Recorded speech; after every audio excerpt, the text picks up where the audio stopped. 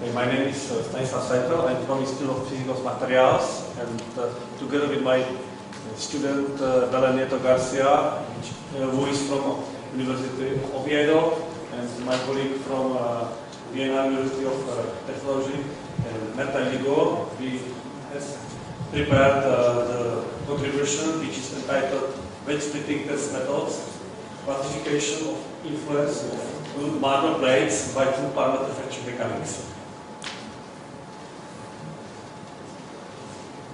Short outline, the first, of course, is motivation, introduction to parameter fracture mechanics, wedge splitting test, numerical results, and at the end it is short conclusion.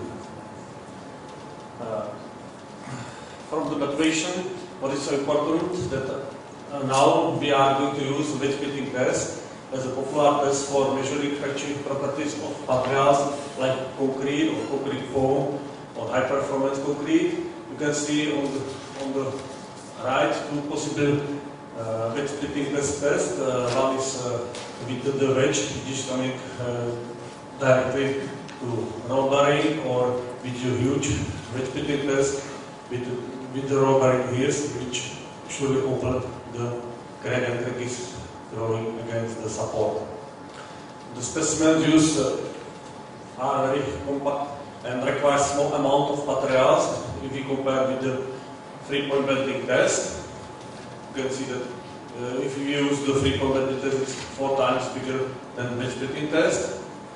And this test it is very limited published in literature, and therefore we are going to show you the calibration curves for wedge splitting test, but for wedge splitting test where we use the marble part for the force. This situation you can see in this figure. There is the marble which is already glued on the specimen, and then we very easy cut the notch from which the crack start and grow. Why we use this marble? It is written into this part of motivation. There are 3 possible how to prepare this part for the loading, for the transmission of the loading. The first, it is directly cut this part by Diamond saw, which is very time consuming and demanding of procedures. Another method it is to form the groove in the specimen by placing a rectangular bar into the standard tube molds.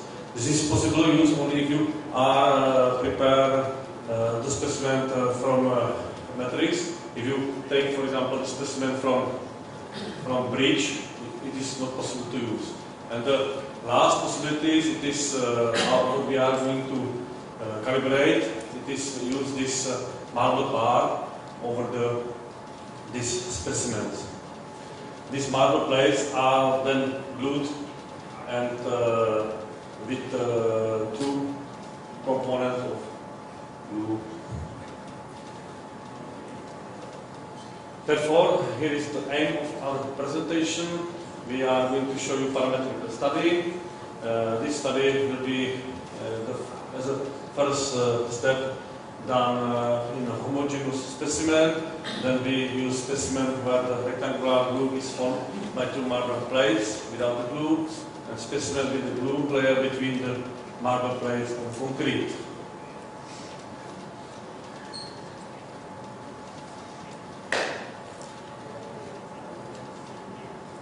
Some small introduction of 2-parameter fracture mechanics. This fracture mechanics use not only the stress intensity factor for description the stress intensity in front of the crack, but they use the second term of the William expansion, the T-stress. You can see here. Then this series is already introduced by Williams, and Livers and Radon introduce some possible dimensionless parameters, which causes marked here B1 and B2. For B1 it is for stress intensity factor, which is normalized by key 0, and here you can see the normalization of the T stress.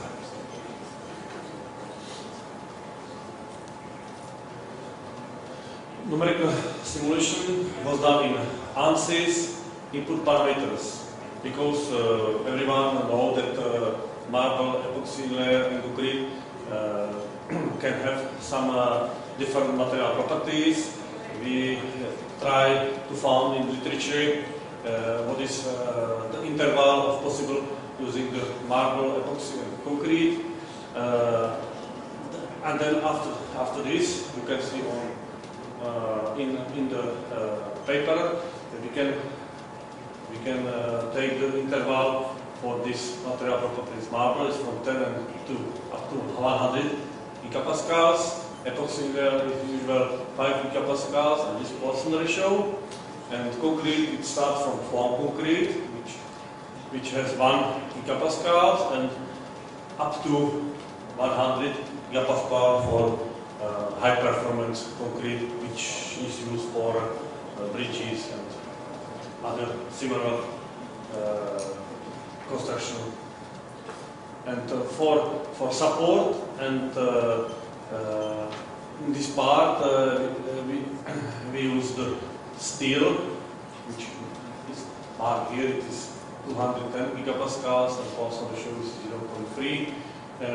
On the right side you can see the numerical model. Support is here. This is the concrete part. Epoxy area is here 2 millimeters, and marble up here, and steel plate which is opening the crack for us. What we are going to study the first, it is the size. It is not really side effect, but it is what is influence of the size for the stress density factor and the T stress value. You can see here, this is the change of the specimen's length. You can see on the left side, this is for V1, which characterizes the stress density factor. You can see that almost all points are there on the line curve, and we can use this polynomial function, which describe us the crack growing through the specimen. But what is so important, that the values on the right part of this slide, where the second parameter, T stress, is normalized as B2. You can see that the specimen's geometry influenced the second parameter more. These values are coming to infinity when the specimens approach 1.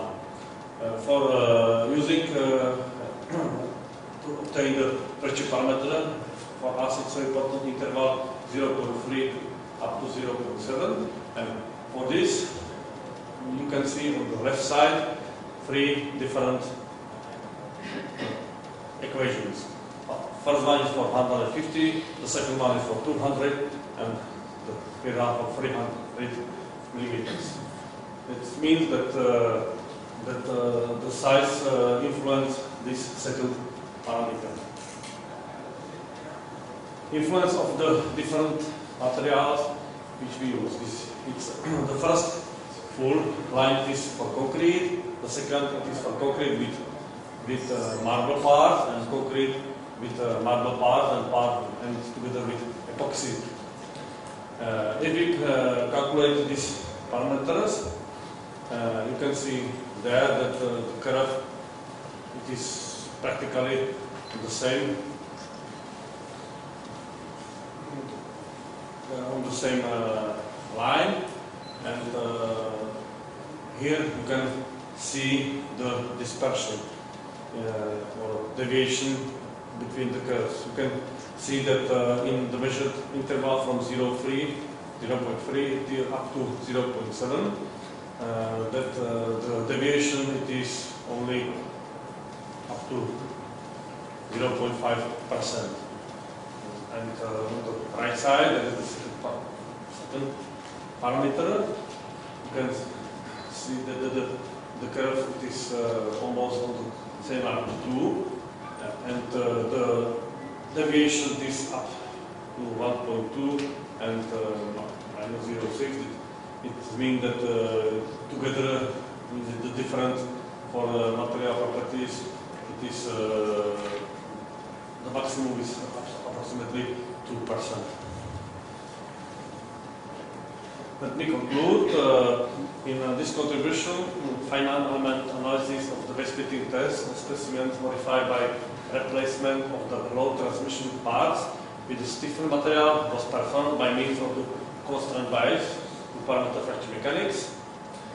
The study is focused on two aspects. The first one is geometrical, and the second one is inhomogeneity of the material. And then the first, it is the influence of the specimen length on the calibration curve values is not negligible, and for each case, a different polynomial function for the second parameter has to be used.